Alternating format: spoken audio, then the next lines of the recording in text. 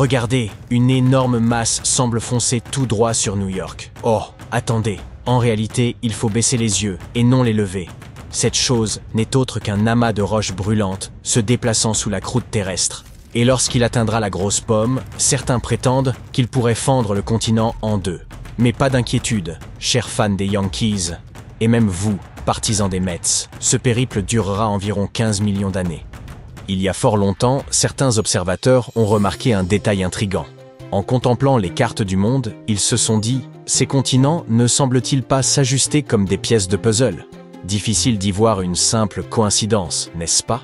Puis, en 1912, un météorologue allemand, nommé Alfred Wegener, formula une idée révolutionnaire.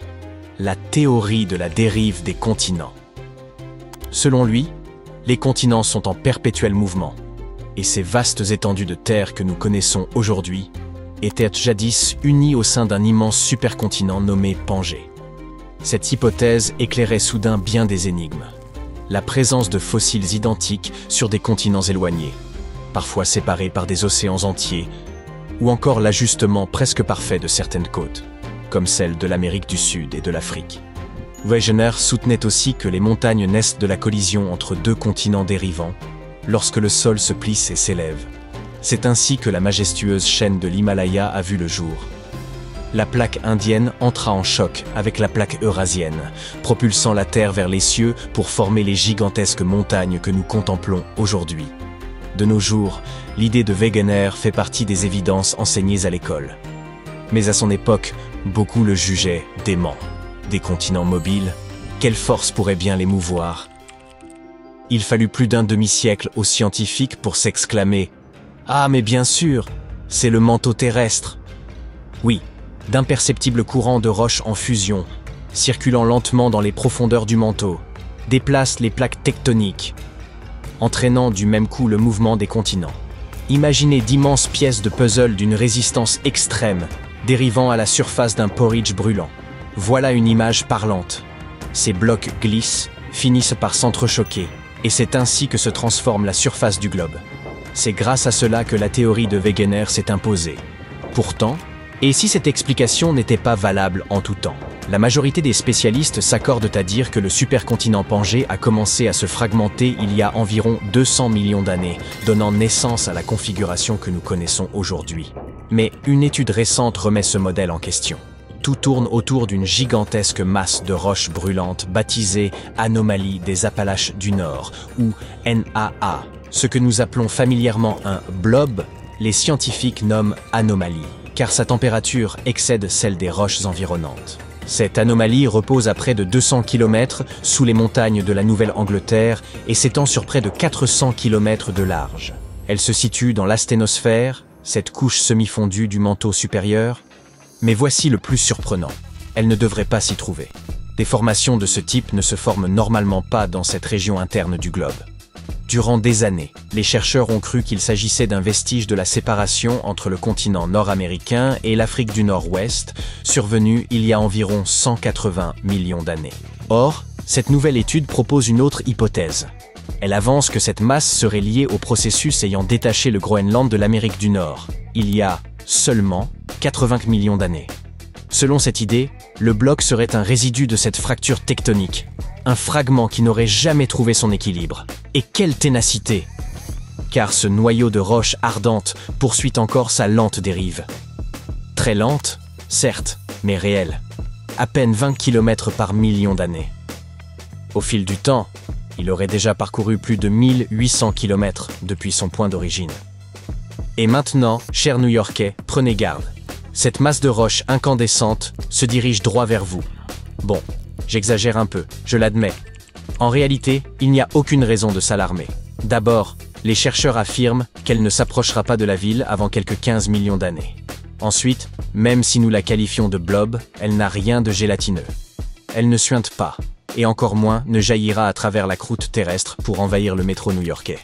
Ce scénario relève purement de la fiction. Ce à quoi cette anomalie ressemblera, ou les effets qu'elle pourrait exercer sur le continent dans un avenir lointain, demeure une énigme pour les géologues. Toutefois, ils s'accordent à dire qu'elle n'aura sans doute aucune incidence sur nos infrastructures, ni sur notre quotidien. Rassurez-vous, Aucune lave ne surgira soudain du sol de votre salon. Car au fond, cette masse n'est que de la roche, semblable à celle que vous voyez partout, mais infiniment plus chaude, colossale, et enfouie dans les entrailles de la Terre. Pour comprendre pourquoi elle se trouve à un emplacement aussi inhabituel, les scientifiques ont proposé la théorie dite de la vague du manteau. Imaginez une lampe à lave. Après la dislocation des continents, des fragments de roches denses et brûlantes peuvent se détacher du socle des plaques tectoniques et dériver sous la croûte, générant des ondes. Lorsqu'une de ces masses s'insinue sous un continent, elle agit comme la flamme d'une montgolfière, soulevant légèrement la surface terrestre.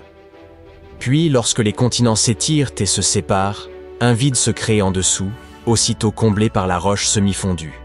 Celle-ci finit par refroidir, s'alourdir et s'enfoncer à nouveau.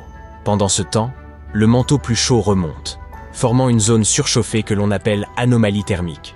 Ce brusque mouvement ébranle la base du continent. Imaginez une file de dominos. Une pièce tombe, entraînant les autres. Des poches de roches se mettent à s'écouler l'une après l'autre vers les profondeurs, progressant lentement vers l'intérieur des terres. Selon les chercheurs, ces courants rocheux continuèrent de serpenter sous la surface pendant des millions d'années. Comprendre tout cela a son importance, car cette anomalie aurait pu influencer la formation du relief situé au-dessus d'elle. Par exemple, elle aurait peut-être contribué à soulever d'antiques massifs au fil des derniers millions d'années. Cela permet d'éclairer une énigme majeure. Pourquoi les Appalaches demeurent-elles si imposantes? Après tout ce temps, elles devraient être bien plus érodées, n'est-ce pas? Réfléchissez-y, les Appalaches sont d'une ancienneté prodigieuse. Cette chaîne d'Amérique du Nord a commencé à s'ériger il y a plusieurs centaines de millions d'années, bien avant même l'apparition des dinosaures. Avec tout ce temps, la pluie, le vent et l'érosion auraient dû les réduire à de modestes collines. Certains géologues s'attendaient d'ailleurs à ne plus y voir que des ondulations de terrain. Pourtant, non seulement elles subsistent, mais elles demeurent splendides, et bien plus hautes qu'on ne l'imaginerait. C'est ici qu'entre en jeu cette poche de roches brûlantes. Lorsqu'une vaste masse surchauffée repose sous une chaîne de montagnes, elle peut exercer une légère poussée sur la croûte terrestre. Un peu comme un ballon glissé sous une couverture qui la soulève. La chaleur allège la croûte, si bien que, tandis que le vent et la pluie l'usent par-dessus, la terre, par-dessous, la redresse doucement. Un autre enseignement réjouissant ressort de cette étude. Ces découvertes pourraient permettre aux scientifiques de mieux comprendre d'autres formations géologiques singulières à travers le monde. En réalité, les chercheurs pensent avoir déjà identifié une jumelle de cette anomalie, nichée sous le centre-nord du Groenland et reliée, elle aussi, à la mer du Labrador. Que peut-on en conclure? Le mouvement des plaques tectoniques reste bien la cause première de la fragmentation des continents, mais le phénomène s'avère bien plus profond qu'on ne l'imaginait. Les effets des ruptures anciennes peuvent encore se manifester des millions d'années après la séparation initiale, comme ce fut le cas au Groenland. Et même si prévoir l'évolution future de cette anomalie demeure difficile, une certitude demeure. Il n'y a aucune raison d'avoir peur. Et il y a fort à parier qu'aucun d'entre nous ne sera encore là pour en être témoin.